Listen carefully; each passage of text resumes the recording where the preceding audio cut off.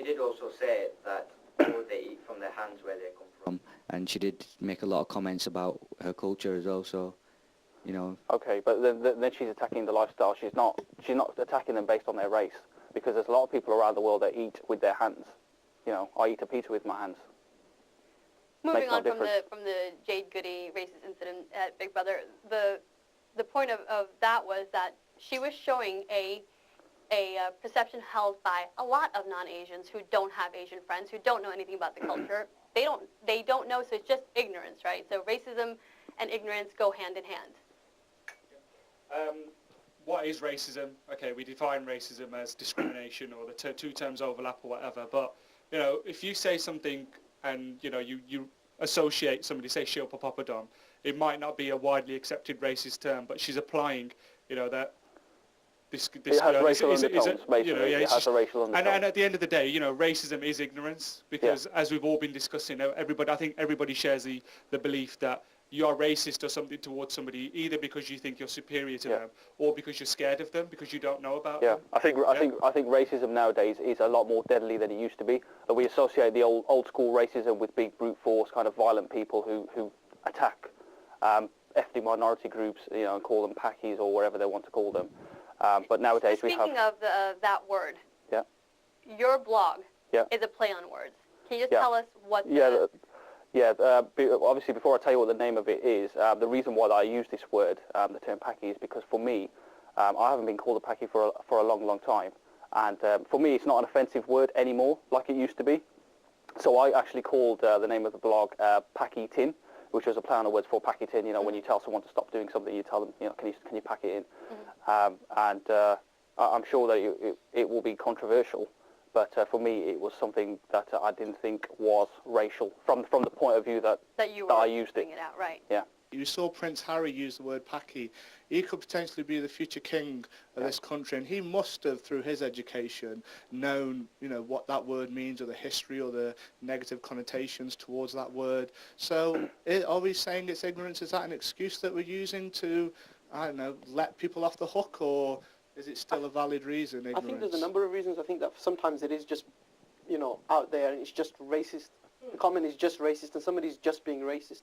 And sometimes it's people taking things they've learnt on, you know, from an interpretivist mindset. So they're looking at what they see, and they're making up of the world from there. So if somebody goes to an Indian restaurant and, you know, before they sit down, they've given a plate of papadums, you know, that's what they're going to put together with Indians. Right, and that's what they'll associate us it's with, association by that, and it's not explaining it. So if somebody's sitting there eating with their hands, and people just think, oh, I wouldn't be quite doing that. It's, you know, it's not being explaining that, and it's them basing it on their experience. Yeah. And that's it's more a clash of culture than anything else. You know, you can't just say, oh, because a certain person eats with their hands that, you know, that they're being racist, because obviously they don't understand why they are eating with their hands. It's a culture thing. It's the way that they do things over there. Right. I think with regards to the ignorance, I think it's only ignorance to a certain extent. And I think what we need to realize and recognize is that education is needed on both parts. We're talking both non-Asians, we're talking within Asians and the black community. Basically, that education is absolutely necessary. And I don't know whether it's actually implemented during school, but it should be implemented in some form. I think the government can do a lot more about helping everybody in Britain to understand other faiths and other types of people more often. I mean, if you go onto an average street, say if you go into London and you speak to somebody and ask them... But isn't that your parents' job? I mean, shouldn't you be learning, understanding, and appreciation of other people's cultures at home? Well, Brit said, isn't that your parents' job? Because half the people, quite a considerable amount of people in this country, you know, don't listen to their parents. Some of them don't know who their parents are. And when you start playing into that mindset, it's like, where's the education coming from? So well, I mean, education doesn't come purely from your parents. No, it comes from your schooling, it comes from your environment. Sure it does. It's a combination of both. But when your parents instill in you certain values and certain morals, you tend to carry them over with you for a lifetime. But you can lead a horse to the water, but you can't make the horse drink it, can you? No, but even in our own Asian households, it's like, oh, you're going out with that gora, or you're going out with that gala. I mean, we promote that kind of attitude and that thinking. So how can we then sit back and think, oh, they called me a Paki? I think Bend it like Beckham's a wonderful example here. Really, really good example. Her father was sitting down in a room and he goes, don't go with that gora and play football. It was that instant. Why did he say that? because my daughter's going to get hurt because it happened to me and I got hurt.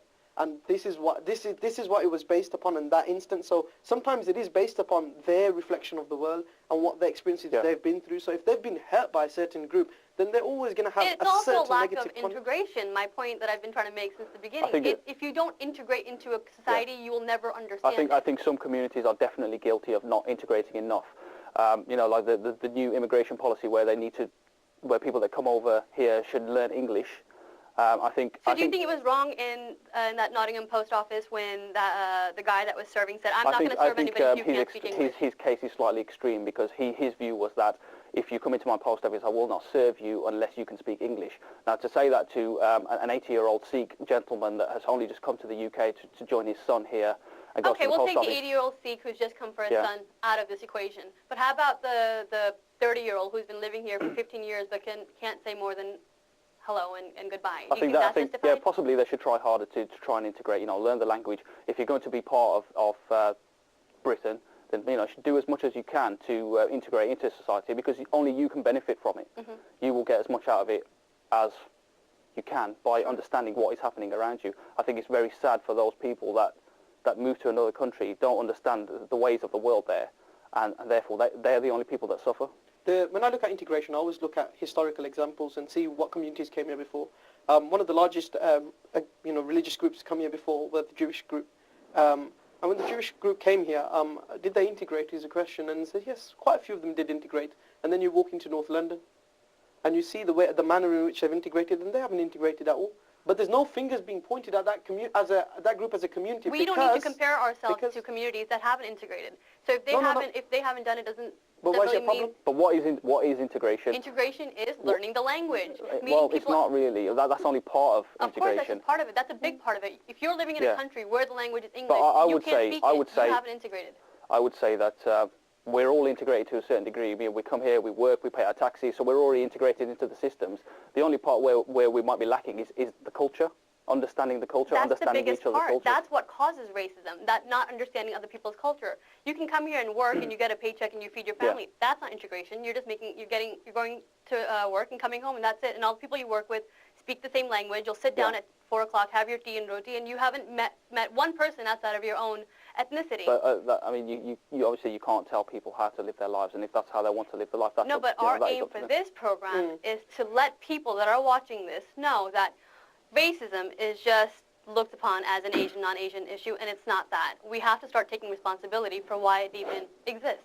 Brit, did you have something to say? Yeah, my point is that you're talking about responsibility of parents, and we are. I think every single ethnicity, every single kind of community inherently hold prejudices against other groups. Like you said, we use the term Gardez, Gale, and white people find that offensive as well. I remember when I was growing up, I was always, my predominant group of friends were whites, and whenever they heard an Asian use that term, they thought they were being racist.